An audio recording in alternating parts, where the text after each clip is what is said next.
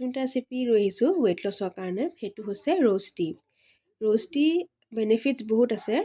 প্ৰথমটো হ'ল আপোনাৰ ৱেইট লছত হেল্প কৰিব, আৰু ছেকেণ্ড হৈছে হ'ল বডিটো ডিটক্স কৰিব, আৰু থাৰ্ড বেনিফিটছটো হ'ল আপোনাৰ চুলি আৰু স্কিনৰ কাৰণে বহুত ভাল। এই ৰ'জ টি বনাবলৈ একেবাৰে সহজ, বেছি ইনগ্ৰিডিয়েণ্টছ নালাগে।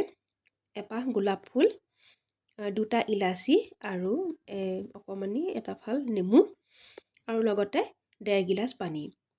প্ৰথমতে চচপেন এটাত 1.5 গিলাচ পানী দি গোলাপৰ পাহিবোৰ আগতীয়াকৈ চফা কৰি ল'ব। এইটো চফা কৰি লোৱাৰ পিছতহে তাত সিজাব দিব।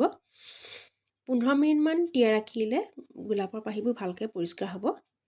তেনেকৈ ৰখাৰ পিছত সেই চচপেনটোত পানীখিনিৰ লগতে সেই গোলাপৰ পাহিখিনি দি দিব, লগতে ইলাচি দুটা দি ভালকৈ উতলিব দিব। যেতিয়া উতলি পেলাই 1 গিলাচ পানী ৰ'ব, তেতিয়া চেকনিৰে চেকি লৈ তাত এই নেমুকণ চেপি দিব। নেমুকণ চেপি দিয়াত ৰংটো চাওক কিমান ধুনীয়া আহিছে। এনেকুৱা হ'ব আপোনাৰ ৰ'জ টি। এয়া চাওক, প্ৰথমতে সিজাওঁতে অকণমান পাৰ্পল টাইপ কালাৰ আহিব, কিন্তু যেতিয়া আপুনি নেমু চেপি দিব, সেই নেমু চেপাৰ পিছত ৰংটো এনেকুৱা হ'ব। চাওক কিমান ধুনীয়া আহিছে। মই জাষ্ট বনাই উঠিছোঁ, সেইকাৰণে গৰম হৈয়ে আছে।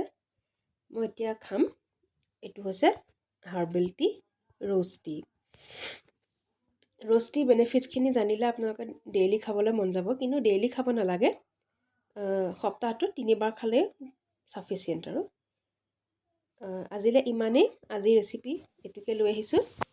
নেক্সট ভিডিঅ'ত মই আকৌ তেনেকুৱা কিবা কিবি ৰেচিপি লৈ আহিম। আপোনালোকে চাব।